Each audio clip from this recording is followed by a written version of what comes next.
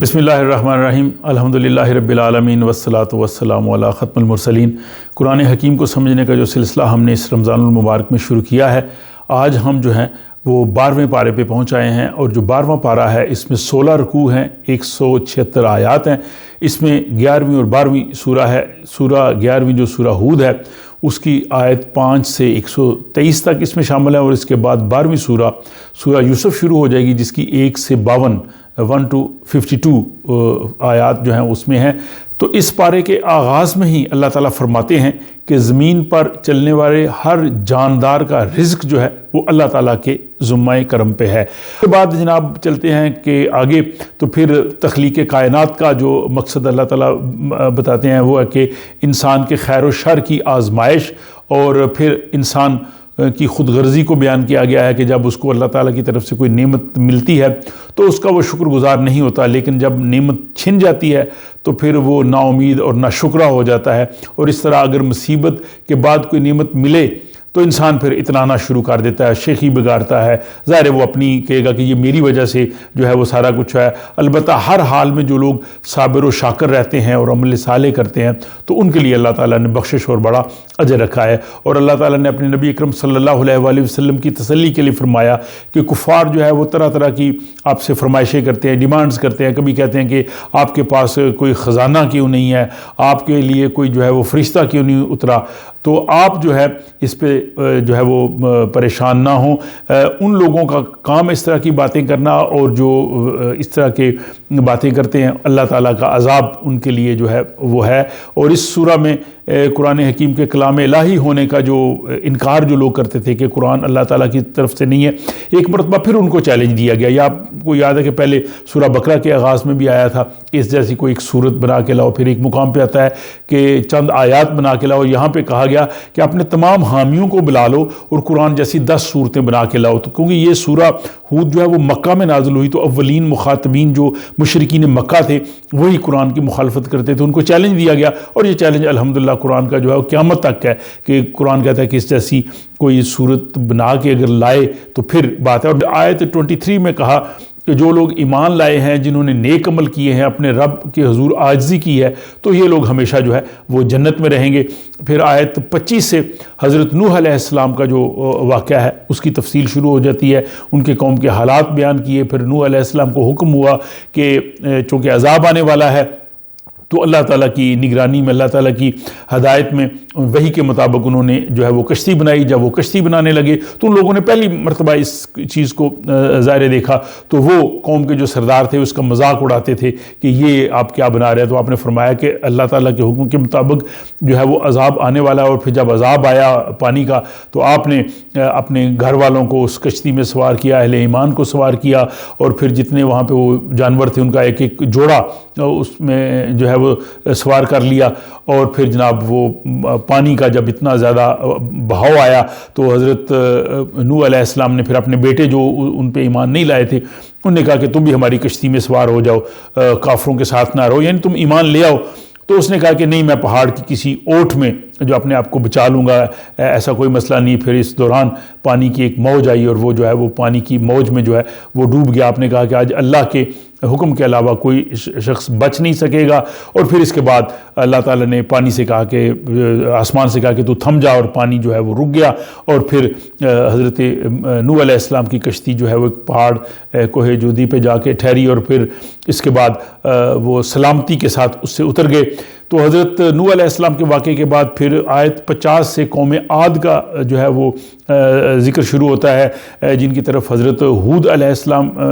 بھیجے گئے، اور پھر قوم عاد نے اس حق کو رد کر دیا۔ تو سورہ کا نام بھی ہود اسی وجہ سے ہے۔ اور پھر قوم عاد نے اللہ کی نشانیوں اور رسولوں کو جھٹلا دیا، اور دنیا اور آخرت پہ پھر وہ لعنت کے حقدار ٹھہرے۔ پھر آیت 61 سے حضرت صالح علیہ السلام کا ایک مرتبہ ذکر پھر آتا ہے، اس سے پہلے بھی ذکر ان کا گزرا ہے، جو قوم سمود کی طرف آئے اور انہوں نے اپنی قوم سمود کو کہا کہ یہ اونٹنی جو ہے اللہ کی نشانی ہے، اس کو آزاد چھوڑ دو اور اس کو تکلیف نہ پہنچاؤ ورنہ تمہیں عذاب پہنچے گا۔ لیکن انہوں نے حضرت صالح علیہ السلام کے اس حکم کی تعمیل نہ کی، انہوں نے اس اونٹنی کو نقصان پہنچایا، اور پھر کیا ہوا کہ ان کو عذاب نے جو ہے وہ آ لیا۔ پھر آیت 69 میں اس بات کا بیان ہے کہ حضرت ابراہیم علیہ السلام کے پاس فرشتے جو ہے وہ بشری صورت میں آئے اور انہوں نے کہا جی کہ ہم آپ کو بیٹے کی بشارت دیتے ہیں۔ پھر سورہ ہود کی آیت جو 77 ہے 77، اس سے حضرت لوط علیہ السلام کا وہ ذکر شروع ہوتا ہے، ان کی قوم کی بدعمالیوں کا ذکر شروع ہوتا ہے، پھر ان پہ جو خدا کی طرف سے عذاب آیا وہ بتایا گیا ہے۔ پھر آیت جو 84 ہے اس میں حضرت شعیب علیہ السلام اور ان کی قوم جو اہل مدین تھی ان کے جرائم کا ذکر ہے، اور پھر کس طرح سے وہ عذاب کی صورت میں جو ہے وہ تباہ ہوئے۔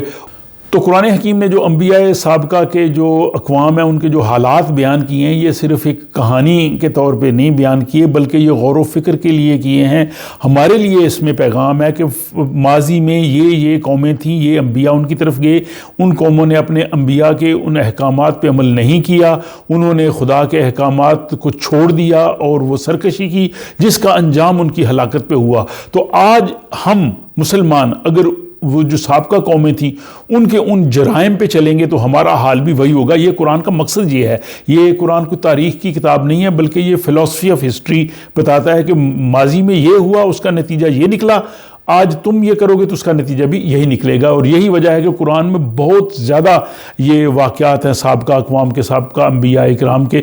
بعض لوگ سوچتے ہیں جی کہ اس میں اتنی زیادہ یہ سٹوریز کیوں بتائی گئی ہیں، احکامات ہی ہونے چاہیے تھے، لیکن یہ ایک طریقہ ہے بتانے کا کہ، اور یہ بلکہ ایک بہتر طریقہ ہے کہ ماضی میں اس طرح سے ہوا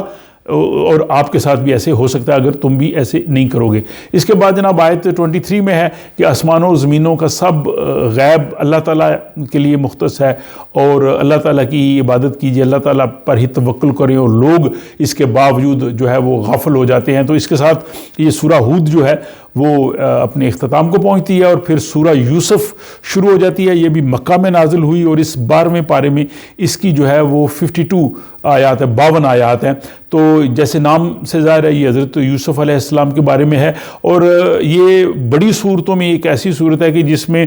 ایک ہی موضوع جو ہے وہ مسلسل چلتا ہے۔ باقی آپ نے دیکھا کہ اکثر مختلف موضوعات چل رہے ہوتے ہیں، اگرچہ ان میں ربط ہوتا ہے اور بات ایک ہی ہوتی ہے، لیکن مختلف چیزوں کو جو ہے وہ سامنے ملا کے وہ سلسلہ چلتا ہے۔ لیکن یہاں پہ حضرت یوسف علیہ السلام کے ہی ذکر ہے، اور اس میں پوری تفصیل سے بتایا گیا ہے، اور قرآن نے ان کو ایک حسین ترین قصہ قرار دیا ہے۔ سب سے پہلے حضرت یوسف علیہ السلام کے اس خواب کا ذکر ہے کہ انہوں نے دیکھا کہ سورج، چاند اور 11 ستارے ان کو جو ہے وہ سجدہ کر رہے ہیں۔ انہوں نے اپنا یہ خواب اپنے والد حضرت یعقوب علیہ السلام کو بیان کیا۔ حضرت یعقوب علیہ السلام نے انہیں کہا کہ یہ خواب اپنے بھائیوں کو نہ بتانا، ان کے 11 بھائی تھے، وہ حسد کریں گے۔ حضرت یوسف علیہ السلام کے بھائی جو ہے وہ آپ سے حسد کرتے تھے کہ کیوں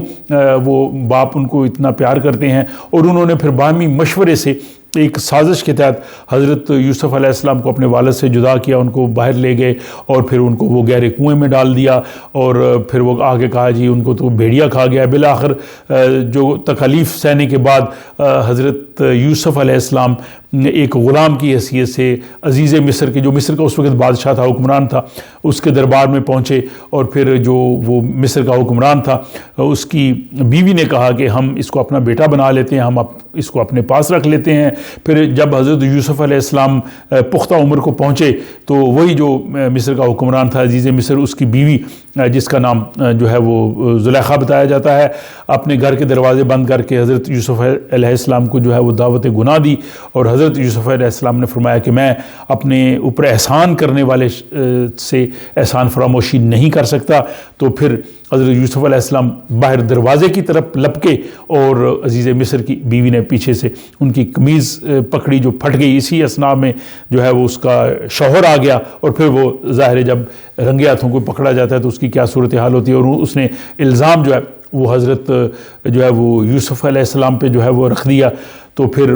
اس کی پوری تفصیل آپ دیکھ سکتے ہیں۔ تو اللہ تعالیٰ نے فرمایا کہ اس عورت نے گناہ کا ارادہ کیا، اور حضرت یوسف علیہ السلام نے بچنے کا قصد کیا، اور اپنے اگر وہ رب کی جو ہے وہ دلیل نہ دیکھتے تو شاید وہ بھی عذاب میں مبتلا ہو جاتے۔ اور جب یہ بات وہاں پہ عام ہو گئی، اس بات کا چرچا ہوا، تو جو عزیز مصر ہے، مصر کا جو حکمران تھا، اس کی بیوی کی جو دوستیں تھیں، سہیلیاں تھیں، انہوں نے کہا جی کہ یہ ایک بڑی عجیب بات ہے کہ ایک زر خرید غلام جو ہے اس پہ تم فریفتہ ہو۔ تو اس زلیخا نے کہا کہ اچھا یہ بات ہے۔ اس نے ان تمام اپنی دوستوں کو بلایا، ان عورتوں کو، سہیلیوں کو، اور ان کے ہاتھوں میں جو ہے وہ پھل دے دی اور ساتھ چھریاں دے دیں، اور اسی اثناء میں اچانک اس نے حضرت یوسف علیہ السلام کو بلایا۔ تو جب وہ ان کے سامنے آئے تو ان عورتوں کے ہوش اڑ گئے اور انہوں نے پھلوں کی بجائے اپنے ہاتھ کاٹ لیے، انہوں نے کہا کہ یہ تو کوئی بشر نہیں، انسان نہیں، یہ تو کوئی فرشتہ لگتا ہے۔ تو حضرت یوسف علیہ السلام کے بارے میں پھر عزیز مصر کی بیوی نے کہا کہ یہی تو وہ پیکر جمال ہے جس کے بارے میں تم مجھے ملامت کرتی تھی۔ حضرت یوسف علیہ السلام نے کہا کہ اے پروردگار، میں گناہ میں مبتلا ہونے کی بجائے قید کی مشقت جو ہے اس کو برداشت کرنا چاہوں گا۔ اور پھر حضرت یوسف علیہ السلام کو جو ہے وہ قید میں ڈال دیا گیا، اور پھر قید کے دوران وہاں پہ 2 قیدی تھے، انہوں نے اپنے خواب جو ہے حضرت یوسف علیہ السلام کو سنائے۔ تو حضرت یوسف علیہ السلام نے ان کے خواب سن کے ایک کو کہا کہ تم جو ہے وہ قید سے آزاد ہو جاؤ گے، تم اپنے بادشاہ کے دربار میں پہنچو گے، اپنے آقا کو جو ہے وہ تم